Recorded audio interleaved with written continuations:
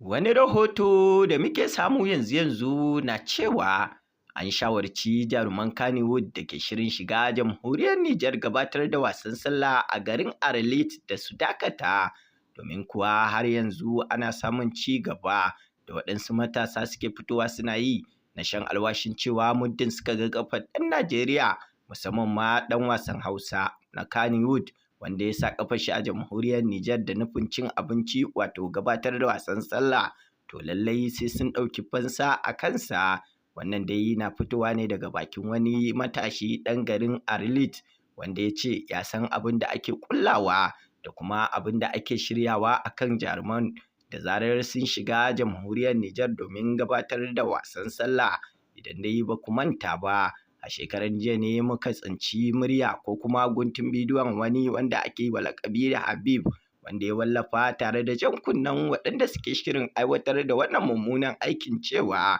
kada su aikata wa 'yan wasan Hausa wannan aiki da suke shirin aikatawa, domin kuwa jamhuriyar Nijar ƙasa ce da ke son zaman lafiya, kuma ƙasa ce da ke maraba da baƙo daga duk inda ya fito. To sai dai waɗansu matasa sun yi kunnen shegu da irin wannan kira da Habib ya yi, inda suka ayyana kiran a matsayin wawanci tare da ƙara shan alwashin cewa da zarar sun ga kafar wani ɗan Kannywood a cikin jamhuriyar Nijar, to tabbas kuwa sai sun aiwatar da abin da suka sha alwashi a kai.